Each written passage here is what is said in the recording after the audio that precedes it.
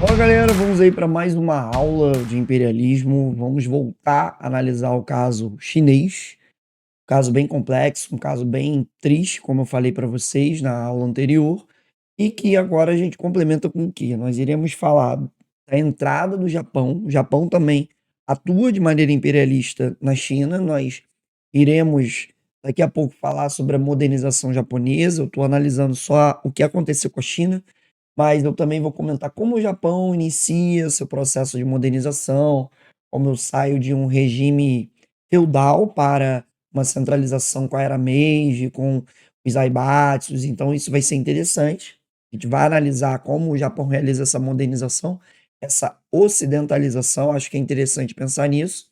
E a China, ela vai sofrer com os japoneses. Os japoneses, eles também vão ser imperialistas na história, século XIX, como eu falei, vai ser inteligível você visualizar a aula sobre o imperialismo japonês, alcança a China, que vai até mesmo entrar em guerra com a Rússia no século XX, vai bater nos russos. Então você tem um Japão que se modernizou, se ocidentalizou e interessado em regiões da China, Península da Coreia, áreas da ilha de Sakhalina, Porto Arthur. Você vai ter um Japão que vai entrar e vai dar início à Primeira Guerra Sino-Japonesa, de 1894 a 1895. Como eu falei, o Japão passa por um processo de ocidentalização.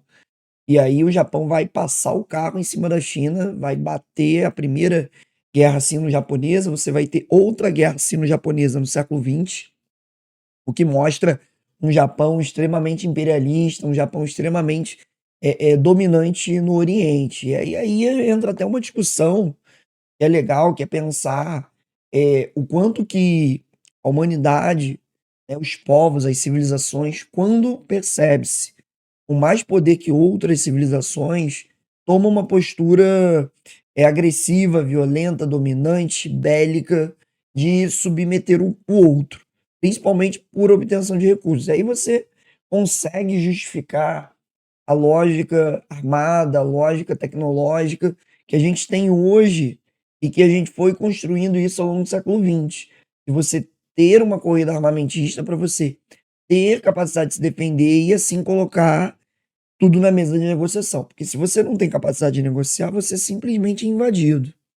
Então você tem um Japão que faz isso, o Japão vai passar o carro em cima dos chineses, e aí você vai ter o Tratado de Shimonoseki, de 1895, que vai ser um tratado que vai enfraquecer a China e vai, obviamente, favorecer até mesmo os outros países europeus. Então você vai ter um tratado em que Taiwan vai ficar sob o controle japonês, então Taiwan está aí no mapa em roxo, protetorado na Coreia está em roxo também, você vê o Japão roxeado, você tem a divisão da China em várias zonas de influência, com europeus, com japoneses, então você consegue ver aí, é engraçado que se você reparar esse mapa, em linha vermelha está a China, e hoje, por exemplo, a região do Tibete, ele faz parte do território chinês de um controle, né? A China tem um controle sobre o Tibete não tem independência. Mas se você olhar esse mapa, na formação da dinastia Qing, na formação da construção do território chinês, você tem o Tibete dentro, você tem a Coreia dentro. Então você tem uma zona de atuação chinesa e hoje a gente pode comparar que é menor do que já foi. Então, assim, você tem um cenário em que a China, ela obviamente busca reforçar essas zonas de influência nos dias atuais. E você também vai ter a península de Liaotung, que vai ser concedida aos japoneses, com a região de Porto Arthur, que vai ser local de disputa com os russos, e da Irém. Então você tem uma presença japonesa, vou ampliar esse mapa, você consegue ver com melhor qualidade. E aí você, a China, que está perto da Índia, está perto da Indochina, que é francesa, a Índia, que é britânica, o Japão, a Rússia em cima, então a China está ali cercada por imperialistas. É bem complexo isso. Então, assim, é um cenário muito triste para a China, no final do 19, aí no auge desse século da vergonha, desse século da humilhação. E aí o que a China começou a pensar? Você teve o governo do imperador Guangxu, né, que está aí aparecendo a imagem, até uma fotografia, né, barra desenho, representação, em que ele começou a pensar o seguinte: pô, a gente precisa modernizar a China para você poder bater de frente. E obviamente é uma vertente, uma inspiração no que o Japão fez, né. O Japão fez lá era Meiji e evitou o caos que a China passou. Então você tem um Japão que é potência, um Japão que enfrenta, um Japão que, enfim, bate de frente com os ocidentais. Até a Segunda Guerra Mundial isso vai acontecer, depois o Japão é arrasado, enfim.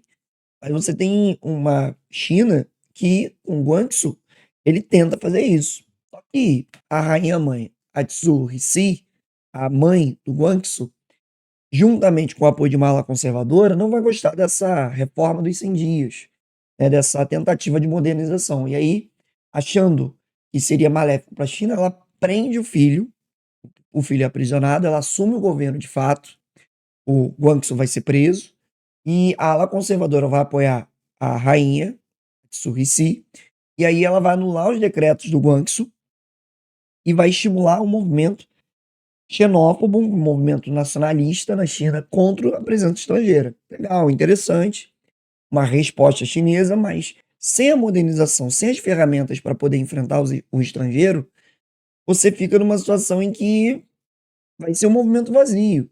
Vai ter uma atuação do grupo Punhos da Justiça, grupo esse que vai organizar uma resistência, uma luta contra os estrangeiros, né? O lema do grupo Punhos da Justiça, que eram conhecidos como os boxeadores pelos ocidentais, tem como lema proteger o país e destruir o estrangeiro. Então, os boxers, eles vão ser vistos como uma força nacionalista, e isso vai instigar o país vai entrar num ponto de ebulição, e no ano de 1900 a rainha mãe, ela vai lá, e declara que os estrangeiros devem ser eliminados. E a população compra isso. A população compra essa ideia, os punhos da justiça vão encabeçar um movimento, você vai ter um massacre de cerca de 200 estrangeiros, diplomatas, missionários, você vai ter a morte do diplomata alemão Clemens von Ketteler, e vai gerar uma revolta da comunidade internacional. A Alemanha, ela não tinha ainda entrado com forças estrangeiras para poder, né, obviamente, causar esse tipo de reação. Então você, causa uma reação da comunidade internacional, e aí os Boxers vão ser enfrentados por uma grande força internacional de vários países: Japão, Rússia, Alemanha, Estados Unidos, Reino Unido, França. Então um monte de gente vai se unir para entrar na China e poder vencer a Guerra dos Boxers, né. Então você tem aqui o evento conhecido como a Guerra dos Boxers, e obviamente as forças chinesas não tinham capacidade bélica, tecnológica para enfrentar essa força internacional, e mais uma vez é derrotada, mais uma vez é suprimida. Quando você tem a derrota da Guerra dos Boxers, a família imperial chinesa vai para o Sião, vai para desce, né, para um território para se proteger, para se exilar, e aí você tem uma China que está submetida ao poder das potências, né, o poder, das potências imperialistas, e aí, de novo, França, Rússia, Alemanha, Inglaterra, a gente tem Estados Unidos, a gente tem o Japão, a gente tem muita, muita, muita gente de vários países do mundo atuando na China, esculachando a China.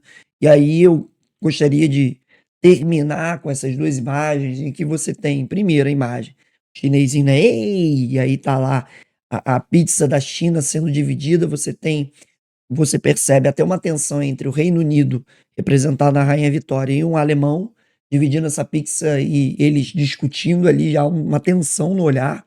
Você tem uma Rússia, você tem um Japão amarelo, você que é da mesma cor do chinês, mas o Japão imperialista, você tem uma França.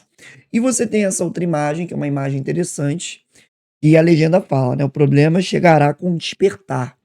São vários animais, cercando a China, várias nações cercando a China, Áustria, Rússia, Japão, um monte de gente cercando a China, e a China é um dragão.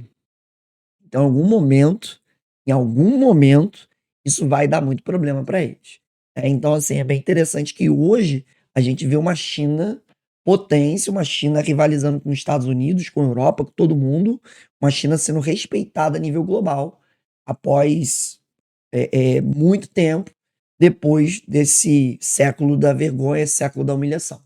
Legal? Eu vou voltar ao slide só para pontuar o quê? Em 1911 você vai ter a proclamação da República na China, com o Kuomintang liderado pelo Sun Yat-sen.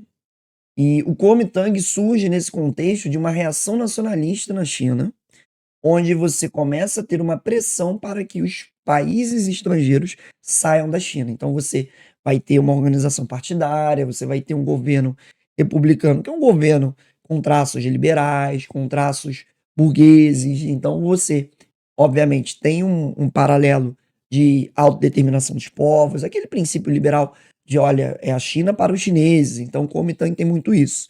Legal, mas é uma reação que coloca a China nos trilhos de uma nova realidade no século XX, mas ainda assim, no século XX, no início do século XX, a China ainda vai sofrer com a presença japonesa. Então isso vai ser um ponto que vai fomentar na China movimentos sociais contra a presença estrangeira. Beleza? Isso é a China, o imperialismo na China. A gente abordou a guerra sino-japonesa e a guerra dos boxers. E aí, no próximo vídeo, nós iremos analisar outros casos de países europeus na África, na Ásia. Eu vou ver se eu falo da França na África e na Indochina para a gente falar sobre o modelo francês de imperialismo. Beleza, pessoal? É isso. Aquele abraço. Tamo junto.